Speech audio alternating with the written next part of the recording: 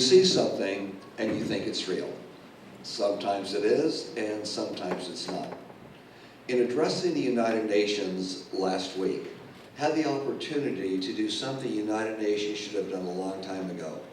They put together a 2-day program, 1 day on women's rights and what needs to be done still on our planet, the second day on sustainability. You have people at the United Nations, some good diplomats in there that mean well. They allocate money, they send it out, and unfortunately in many cases, little to nothing gets done. They finally held a summit where they brought together people from the United Nations, business leaders throughout the world, as well as philanthropists, to come across with ideas that work, but then how do you implement them? Here's how we implement them. It was very, very nice. Terry Blair's wife, the former Prime Minister of England, took care of the women's session, and I was a keynote speaker at sustainability. What does sustainability really mean? There's a lot of definitions of it. The definition we like to use is sustainability is the maintenance of the planet Earth and all of its resources and all living forms on it, where there's a balance between the two. If the balance gets out of kilter, one or the other is really affected. Well, it's already starting to get out of kilter, and the population of our planet, all living forms are affected. A big deal is water. Where you have bad water, you have bad life. Where you have bad water, you have a lot of problems. For many years, the industrialized countries and a lot of big companies had one idea in mind: let's make money for our shareholders. About a decade ago, I did some special assignments for the United Nations. One of them was on behalf of Dr. Noel Brown to see if I could get Shell Oil Company and the Ogoni people in Nigeria together. The Nigerian government and the Ogoni people in Nigeria were separate tribes. They did not get along. Shell Oil went in there and was polluting the land really badly, where the Ogonis live. The Ogonis weren't getting any money. The Nigerian government, however they spend their money, within or without, were getting all the money. So these folks started shooting and killing Shell Oil people in the field, just popped them right off. So Dr. Noel Brown said, JP, can you possibly go in there and see if you could arrange a meeting between Shell Oil and the Ogonis? This will probably solve it. So I went in there, went into London where their public relations was headquartered, and I called up their public relations department and said, hey, John Paul DeJoria, Paul Mitchell Hair Care, I'm doing something for the United Nations right now. By the way, I'd like to get the Ogoni people and representatives from Shell Oil together to talk, and you're not doing anything in that area anymore. You've run out of there because they're shooting everybody. They're killing them. And the answer was, well, thank you very much. You mean really well. We can appreciate that. However, we deal with the Nigerian government. Well, needless to say, the reaction was, yes, but they don't get along or give anything to the Ogoni people. That's why they're killing you.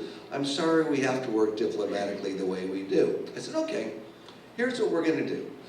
One individual on this planet can make a big difference. So I'm going to call a press conference, which I can do here with the BBC. And I'll have a press conference tomorrow and invite the Daily Mail and a few others down there and say, I personally talked to the public relations people at Shell Oil and told them that I'm trying to get the Ogonis and Shell to talk to one another to stop all the killing that's in the newspapers. And their public relations department says, no, we're not going to be able to do that because we only deal with the Nigerians. And they knew darn well the Nigerian government does not get along with their own Ogoni people. He said, I'll call you back. In 2 hours, they called me back. They said, it's done. I talked to Dr. Noel Brown, and it was done. The killing was stopped. They talked to one another. They cleaned up the land, tremendously cleaned up the land, with antiquated procedures, the way they cleaned it up. Had we had one of our units going, they would have been shipped over by airplanes and everything else, and we would have made a considerable difference. We do make a difference, and individuals make a difference. We make a difference. I happen to be on the advisory of Waterkeeper Alliance for the World. Bobby Kennedy is probably our best known consul, as well as chairman of the organization. And it's interesting what can be done, but also interesting how Latitude Solutions falls into this. The Hudson River was one of the most polluted rivers that existed. Today, it's one of the cleanest waterways in all of North America. Every indigenous fish, every indigenous plant life is back again in the Hudson River. It took 16 years and a bunch of lawsuits against Dow Chemical. They thought we'd outspend everybody, okay? They didn't. It was stuck out. And a little group of people, they're called the River Keepers, which are aligned with the Waterkeeper organization, kept fighting and fighting, and people put more and more money in. We won the largest lawsuit ever for the environment. It was in the billions of dollars. Those dollars are used to buy boats and pay people to monitor that river to make sure it doesn't happen again. Now, where did the water and pollution go? Well, obviously, things were put in place that took care of part of it. But there was a part of it they couldn't take care of. What did they do? Packed it up and shipped it to West Texas, okay, to be dumped. People in West Texas, and I live in Austin, Texas most of the year, people in West Texas were very, very upset. Here's all the junk going in there. So needless to say, one of our units, working closely with any adjoining units we may need, is going to be the answer to a lot of the problems. In fact, we may even be able to get a unit in New York to clean a lot of it up before it ever got to Texas. While at the United Nations, several people came up and chatted with me.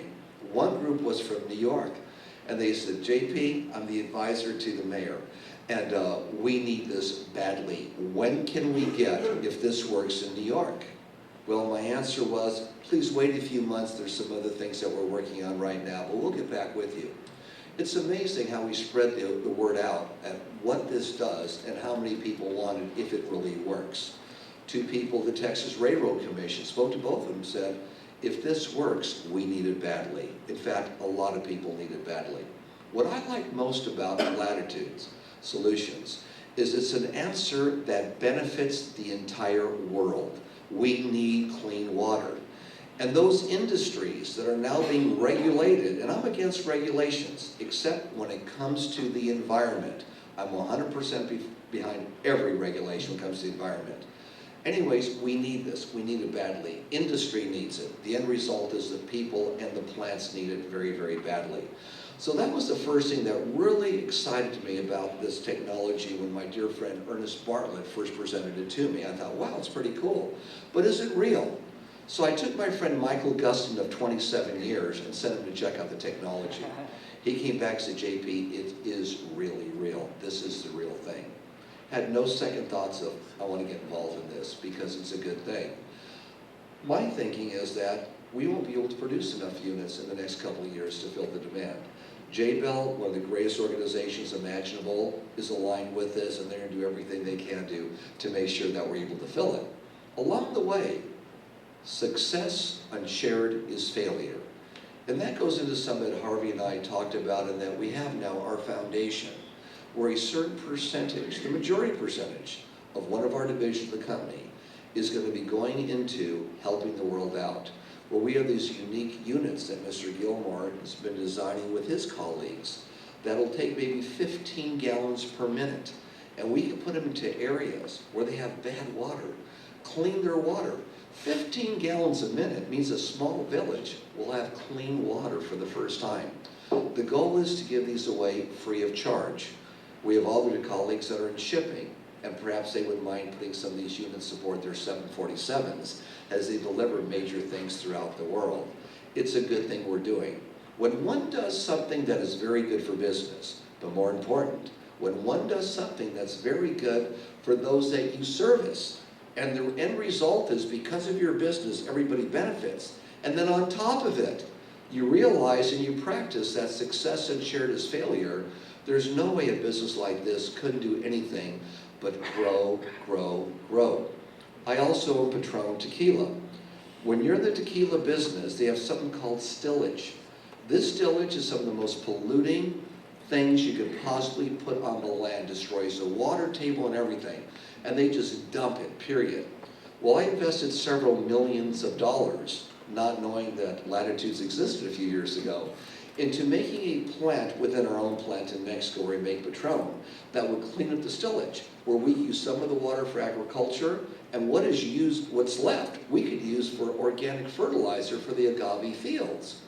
Had this been in place at the time, had I known about it at the time, I would have saved myself millions of dollars, because this would have done what the system that we put in, which was state-of-the-art, the first of its type ever put in. It's a reverse osmosis program. It would have been a better solution. So within our own organizations, we take a look at what we could have used and how it would have benefited us. By benefiting us and organizations like ours, it means we could do more.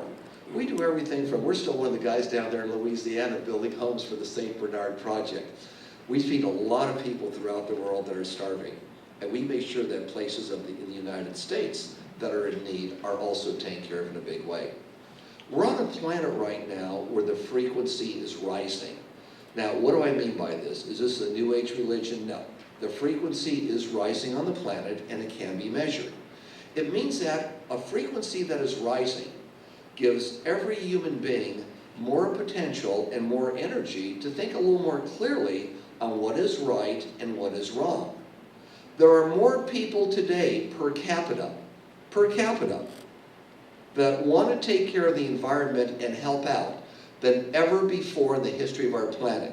Yes, we have 7 billion people, but per capita, more people say we want to make a change. More younger people and more mature people are volunteering to change their cities, their communities, their states, the nation, as well as the world.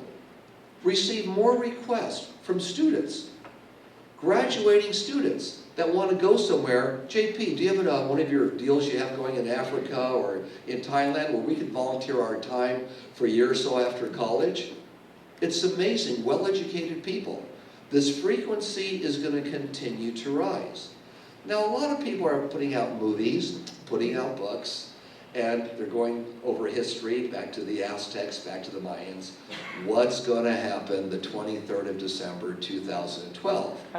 Well, one thing that is for certain is the Mayan calendar ends. Interesting. The most sophisticated calendar the world has ever known. And until recently, with our technology, could we meet the accuracy of that calendar? They said society as we know today is going to end. Could they possibly have known something back then that had to do with the frequency of the planet and with the awareness of the inhabitants and the souls in our body in it? Maybe it's our race. We'll start realizing more and more that we all together are one. And everything one company or one person does, in one way or another, does affect everybody else.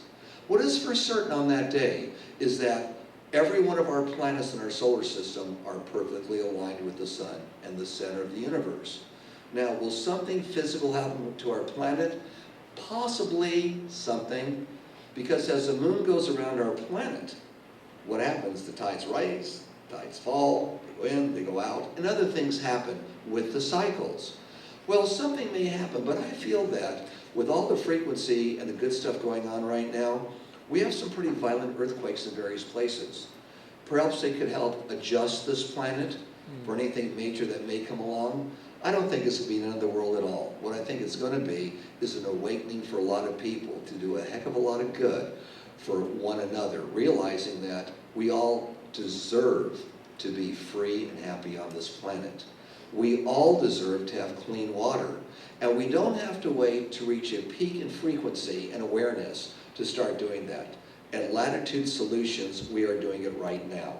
And with our charitable organization, we're going to be doing that right now also to help those that are unable to help themselves, make them able and give them their God-given right, and that is to be free, have nutrition in their bodies, and by all means have clean water. It's a pleasure meeting a lot of the people I met last night, Harvey, members of the board and others. It is a pleasure, and I can just tell you that just looking around the planet, some wonderful things are taking place, and I'm very pleased that I'm involved with an organization that's addressing one of the more important things, and that is clean water.